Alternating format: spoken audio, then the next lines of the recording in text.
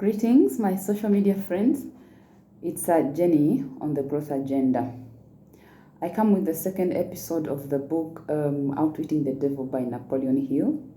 The first episode ended with Hill in a hotel. He had just checked in a hotel and been ordered to, instead of taking a room, take a whole suite. And up to this point, he still does not know where the money is going to come from for both offsetting the bill, but also for publishing and distributing the philosophy of success. So this is where we are. We are picking up from there. So Hill is still in that hotel, and he's now figuring out, wondering where the other self is going to get the money from. And while that goes, he's instructed to believe, work with the other self, believe everything that it tells you, and take note that the other self works in agreement with the laws of nature. Anything negative will not work. For as long as you've entertained a negative thought, a negative feeling, the other self will not work with you. The other thing is that the other self is not going to work miracles for you. You actually have got to get your hands dirty. So roll your sleeves and get to work. What the other self will do for you is clear your way, give you pointers, give you a green light here and there, and then get busy yourself and work. So he's there waiting for the next step, and the other self instructs him to search his mind for all the acquaintances up to that time in his life. And one of them, only one of them, would avail the $25,000 that he needed to publish the book. So at once he gets to work, starts calling to mind one by one, and he says it takes him 2 days and 2 nights. 2 days and 2 nights of recalling name by name. And he had been told somehow he would be able to tell that this is the person. So that happens, and towards the end of the list, he says that he gets a sort of explosive something. Like suddenly there's an explosion in the room, and it sort of, I think he sort of kind of passes out briefly. And then when he wakes up, there's so much light in the room. And my friends, this is not fiction. This man writes about the things that he went through. So it's a real life story. So he hears an explosion. He says it's too loud. He almost passes out. And when he comes to, there's so much light in the room. And with that, lands a name in his mind, the name of a guy called Albert Pelton. Now, Albert was one of the guys that he had worked with in the past. And he knew, you know how you perceive when you are at that level of interaction with the Supreme Being. He perceives that this guy would supply the $25,000 and immediately gets in touch with him. And surprisingly, Pelton says, "Oh, I'm coming tomorrow." So he comes the following day and is ready already to take the manuscript, publish the book, and sell it. And right there, he makes an upfront payment of a substantial percentage of the royalties. Now, if you're familiar with the writing, you probably might know that royalties is what you get paid by a publisher as an author of the book that they're publishing for you. So Napoleon gets the money. So suddenly, from a guy who had slightly over 40, or maybe at this point even $20, he suddenly has got those lots of dollars. But of course, this is not enough, and he does not know when this whole thing will end, when the mission will end, when he's traveling back home. So he still needs money. But the guy has taken the book and he's accepted, and he's still questioning this man who has not even read the manuscript. How is it that he just accepted? But anyway, that's how God worked for him. So when Pelton goes, Hill is still in his hotel thinking, I need another source of money. And while he's allowing that to run through his mind, a thought comes. But now that this philosophy is going to be published, why don't you contact some guys in the automobile industry? He had seen that the selling, the workmanship of the salesmen in that industry wasn't great. So he said, why don't you just call someone and ask them if they could allow you to teach their salesmen? And he makes a few calls and he gets a yes. So he goes and starts teaching, and doesn't end in just one company. He teaches several organizations and he earns a lot more money than he needed. And so that continues to happen. Eventually, his trip to Philadelphia ends, and everything is going okay. He's started earning the money. He's a happy guy. He's come out of the dangerous situation. But lo and alas, sets in the Great American Depression. Now, if you've read about it, it was a terrible time. Everything that they had built up for a long time collapsed. So there was no rich, there was no wealthy, there was no difference. All the people who had previously been wealthy and rich went back to zero. And so it was a time of great fear, like nationally. The magnitude of the fear was to that level. The nation was in a bad state. There was fear of poverty, fear of death, there was ill health, there was lots of things that, as you might be able to imagine, will accompany a depression. So Hill had moved to Washington, D.C. to wait until things normalize before he picks up the reins to run his life again. But of course, it took a bit of time. So one evening while there, he says he encounters the devil. Now, we don't know whether that was physical. Well, but we know the devil doesn't have a physical form anyway. But we don't know whether that was real or some kind of imagination. And interestingly, he also does not know. He says, for him, whether it was real or imagined, what he tells you is the experience that he went through. But when you look at the conversation that he holds with the devil, you want to believe that he actually met him. But also, given that he was at that level of exchange that is that transcends human understanding, that is at the supernatural realm, you want to believe that he probably had that kind of encounter with the devil.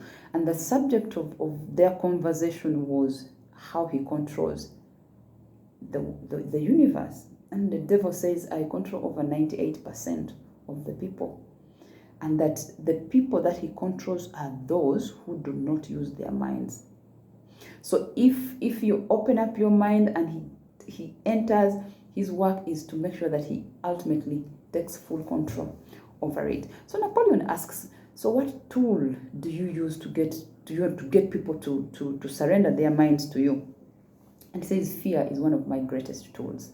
And it's fear of poverty, fear of failure, fear of death, fear of ill health, fear of, all forms of fear. He says, anybody, once they allow fear to take them over, they have ushered me in. And once I am in there, I work to expand my territory so that in the end, I have that person in my control. So everybody who is able to think for themselves, think on their feet, is an enemy, and I will fight until I can occupy their minds. Now, that really is the devil talking. And so, the interview is long. We're not going to be able to cover it today, but I would like us to draw some lessons at the end from what Hill brings out of their conversation with the devil. But before we go to the lessons that we will draw from the interview, Hill gives us his experience, the lessons that he has learned from this failure before the depression. It is that for every failure, every problem that is legitimate, there is a solution.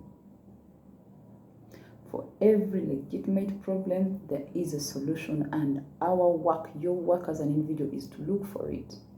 The other thing, which I find so true, he says, is that with every form of adversity, whatever level, comes a seed of an equivalent advantage. So the experience is so bad it almost shatters you. When you eventually come to and search, in there is an opportunity. I like to give the example of the COVID pandemic. It's the closest example that I have. People have made fortunes out of it. You probably have your own personal example of stuff that has happened to you, maybe to your family, out of which you were able to pull something positive. It might be a lesson, it might be a business opportunity, it could have been a connection to someone. Maybe you lost a friend, or you lost a colleague, or you lost a family member, and it was that death that brought someone whose relationship, has developed into something bigger for you. So we should learn, first of all, yes, to take the pain, because the pain will have come, but also to look for what advantage. Like they say, every dark cloud has a silver lining. So our job is to look for that lining and exploit it and grow out of the pain. So there's the conversation with the devil, between the devil and Napoleon Hill, goes on, and they're talking about, oh, but I am the boss. My opposition, and devil is referring to God as his opposition. My opposition believes in those ideas of love, hope, faith. But for me, everything negative is mine. And you can tell, look around the world. You will tell that I have the bigger portion of the universe. And my tools are fear and ill health. So we're not going to get into the details of the conversation, but that is the subject. The mind. Devil says, I use the mind anytime, whether the person is young or they are old, wherever they are, I use the mind. And whoever is able to use their mind themselves, to take control of their mind, I cannot control. How many of us are able to control our own minds 24/7? So every now and again, the devil takes over, and then you remember, and you sort of get him out. But most of the time, it is true that generally we are not controlling our minds. But let me quickly, before we go to the lessons, let me quickly share the way I believe that we can manage to get the devil get him out of control of our minds, so that we're able to take charge of our own lives. Number one, keep your mind occupied with positive stuff. Positive things about your life, about your future, about your family, about your, positive. Think positive. Number two, think for yourself. Take charge of your life. Take responsibility. Be accountable for your life. Everything that happens in your life, say, it is me responsible for it. It's no one else. So you keep your mind aware that if I want this change, I've got to do this. Think for yourself. Number three, have a definite purpose. A definite purpose. Be sure this is what I want. This is how far I should have gone by this time. Have very clear goals and pursue these every day. That way, you don't have space that is idle in your mind. You have something to wake up to every day. You have something to reflect on every evening. Be positive. Believe that victory is yours, and do not fear anything. Just pursue, press on to that mark of high calling. Now, quickly, what we learn from this, from this portion of the book. One, the other self. We said the other self is the Spirit of God. Napoleon Hill does not know what to call it at the time. But those of us who have known Christ know that that can only be the Spirit of the living God. So the other self is very much alive in us. It is alive in me. It is alive in you. Take note of those ideas that you get, those positive thoughts. They are pointers of something that might get you out of trouble. Do not brush them off. Assess, analyze, and see where you could apply them, because that is the Spirit dropping useful ideas in your mind. Number two, get rid of all negative thought. Just believe. Don't believe that you don't have money, you are rich, rather you're poor, there's this limitation. Get rid of all negative thoughts. And with that, all negative emotions, hate, fear, envy, anger, all those things are crap. Get rid of, because the other self is not going to work in that environment. The other self does not work against the laws of the universe. What you give, you receive.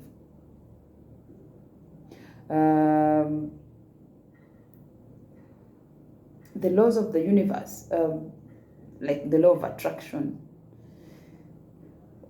there are certain things that you do in order to, to invoke other things. So for every action, there is a reaction. The law of compensation. For you to receive, you must drop. There are several. So the other self works in line with the laws of the universe, because they are also the laws of God. The other self is God. Your network is your net worth. Remember in the hotel that Napoleon, he just picks up the phone and calls someone he knows in the automobile industry. So who do you know? When you are in trouble, who will you call? Make it a part of your life to think. Get a spot where you sit and think and reflect, because that is the environment that you'll have cultivated for the other self, the Spirit of the living God, to work in you. Your only limitations are those that you have set up in your mind. There is a solution to every legitimate problem. With every adversity comes a seed of an equal advantage. Every success story is a story of battling hurdles. So do not think that you'll be an exception.